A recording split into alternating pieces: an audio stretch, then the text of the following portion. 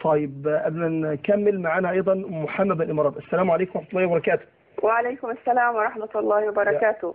يا مرحبا كيفك محمد. يا ولدي أحمد، كيف حالك؟ ربنا يبارك في حضرتك يا فندم. كيف يا شيخ سعيد؟ اهلا وسهلا يا مرحبا. أسأل الله أن يمنع عليكم بالسعادة الدائمة في الدارين، الدنيا والآخرة. نحن وإياك إن شاء الله مستمعين. تسلم. والله أنا فشلت المرة اللي طافت أن أتصل، عاندتني الخطوط، لكن اليوم وفقت بأمر من الله وحمد. الحمد لله على السلامة. الله يسلم عمرك. تصديقا لسلسلة الحلقات الثلاث هذا الثالث أسبوع تقريبا، خمس.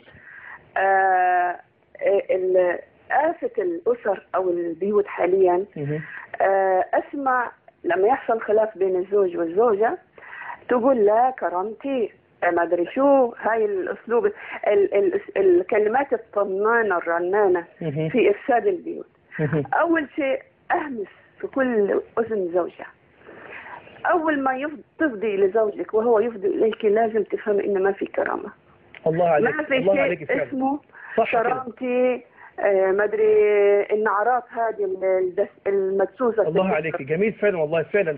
تفضل الكرامه بين الزوج والزوجه في اول ما يغلق عليهم باب الزوجيه. خلاص ما في شيء اسمه كرامه. تمام. هي كرامتها من كرامته وهو كرامته من كرامته. تمام. اول شيء. ثاني شيء، والله يا شيخ سعيد، يعني انا بحكي عن تجربه، لا زلت اتنفس زوجي حتى بعد ما مات، اتنفسه بدلا من الاكسجين. الله.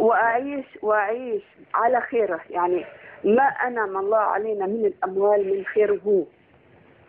ولدرجه ان انا لما صرت الحاج اول مره اسير بدونه لم استطع، وسويت له حج بدل استشارا انه هو بجواري. الله عليك.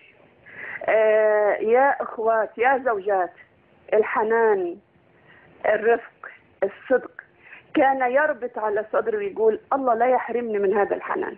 امين.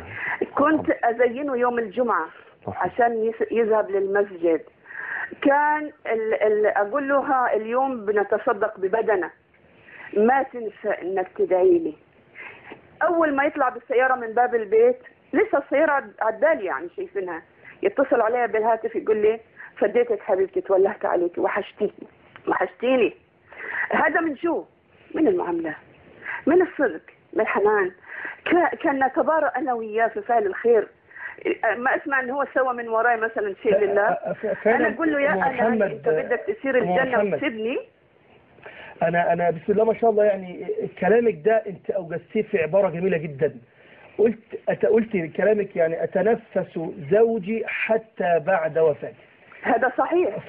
الكلمه دي غايه في البلاغه والله. كل زوجه نعم. ما تكوني متنمره في بيتك. نعم. كوني انثى حنونه ناعمه الملمس، ما تكوني ند للرجل مهما كان. اعطيه انطباع انه هو رجل. صحيح. ملك البيت وسيد البيت، يكون لك اطوع من الخاتم اللي في يدك. صحيح. خليكي انسانه انثى مؤدبه، ما تتنمري، ما ترفعي عليه صوتك، ما تعنديه كأن الند بالند، هذا غلط. اعطاكي تقولي له شكرا. والله العظيم ثلاثة يا شيخ سعيد، انا كنت من حبي لزوجي احيانا وانا بلبسه النعال كنت اقبل رجله. الله عليك.